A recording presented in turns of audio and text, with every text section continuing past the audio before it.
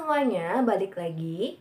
Kali ini aku bakal membagikan tips untuk mengatasi rasa mual selama masa kehamilan. Dan ini tanpa pakai obat. Apa aja ya?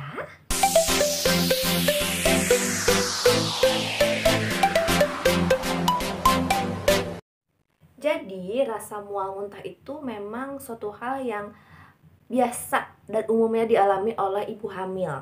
Sekitar 50-90% ibu hamil itu mengalami rasa mual muntah ini. Nah, rasa mual muntah ini itu memang normal untuk terjadi ya. Dan biasanya itu terjadinya itu dimulai dari minggu keempat dan mulai meningkat di minggu kelima. Untuk puncaknya itu di minggu ke-11 sampai ke-13. Nah, setelah minggu ke-20-an itu sudah mulai menurun untuk rasa mual ini. Umumnya, mual muntah itu banyak terjadi di pagi hari atau disebut morning sickness. Ada beberapa faktor penyebab terjadinya mual muntah ini.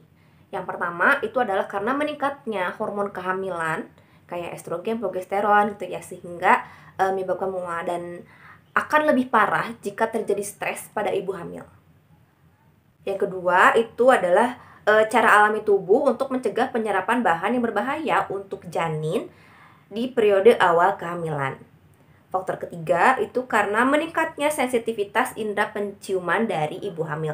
Jadi kalau misalnya kayak karena meningkat nih si sensitivitasnya, jadi kayak kalau mencium bau-bauan itu kayak jadi nggak enak dan itu memicu mual. Nah, aku pribadi mengalami mual muntah ini di sepanjang kehamilanku, teman-teman.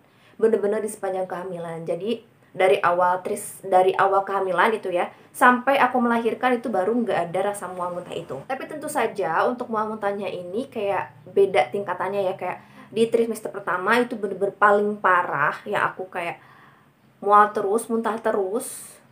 Terus di trimester kedua dan ketiga itu mulai berkurang. Jadi intinya semakin bertambah usia kandungan itu jadi semakin berkurang untuk rasa mualnya sejak trimester 2 ya.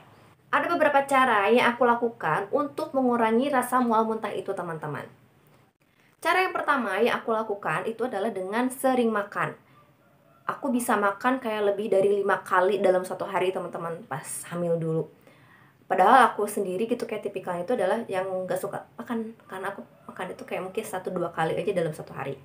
Tapi untuk porsinya jangan yang terlalu banyak ya, karena kalau terlalu banyak itu kayak nantinya bakal memicu mual lebih parah. Jadi makannya sedikit-sedikit aja. Cara yang kedua itu dengan mengkonsumsi buah-buahan, terutama yang kadar asamnya itu tinggi, yang asam-asam rasanya gitu, dan juga kadar airnya tinggi. Itu benar-benar kayak meredakan rasa mual dan juga terjadinya muntah saat hamil dulu. Bisa makan jeruk, mangga, apel, manggis, semangka, terus kayak melon ya gitu ya, pokoknya buah-buahan yang rasanya asam dan juga kadar airnya yang tinggi gitu ya. Nah, cuman ada beberapa buah yang memang bisa memicu mual, jadi gak boleh konsumsi dalam jumlah yang berlebihan. Itu adalah nangka dan durian. Kalau di aku ya, dua itu bener-bener memicu mual.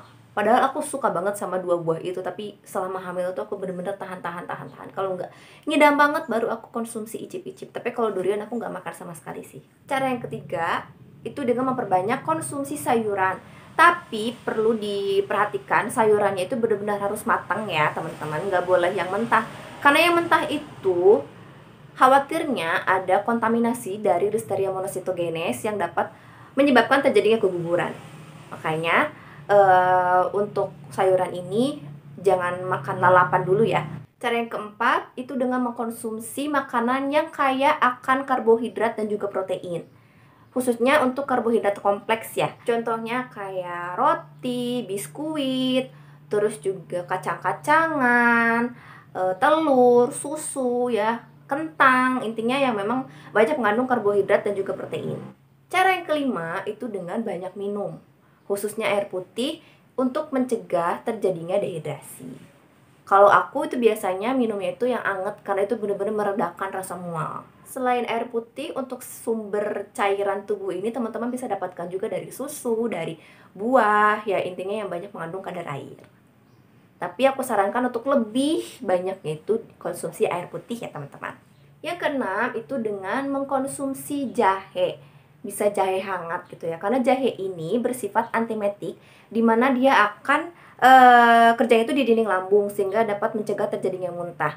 Kemudian juga dia itu merupakan stimulan aromatik yang kuat, dapat meningkatkan peristaltik usus sehingga dapat mengendalikan muntah.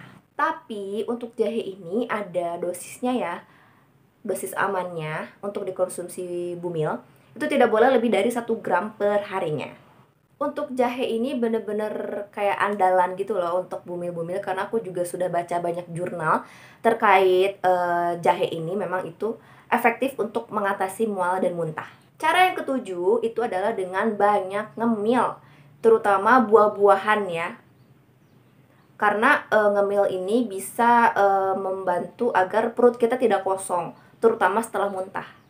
Jadi aku bener-bener stok banyak buah biar perut itu kayak terisi terus gitu teman-teman. Bisa juga kayak biskuit atau mungkin kayak buah-buahan kering atau biji-bijian gitu, kacang-kacangan apapun itu, yang intinya cemilan.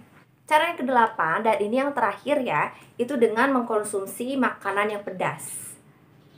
Kayak aku suka banget makan seblak selama hamil, nggak tahu kenapa, padahal aku ini nggak suka pedas sebelumnya, tapi saat hamil itu bawaannya pengen makan pedas. Dan saat makan seblak itu, saat makan pedas itu bener-bener mual muntah itu mereda pakai banget teman-teman. Cuman untuk makanan pedas ini hati-hati ya, karena tidak semua bumil itu bisa makan makanan pedas. Beberapa atau kebanyakan itu justru malah memicu mual yang lebih parah. Oke teman-teman, itu tadi 8 tips yang aku lakukan untuk mengatasi rasa mual muntah yang aku alami selama masa kehamilan dulu. Sebenarnya masih banyak cara lain sih, cuman aku ini tidak mempraktekkan gitu ya. Jadi ini benar-benar yang aku praktekkan aja. Oke, sekian saja untuk video kali ini. Semoga bermanfaat ya.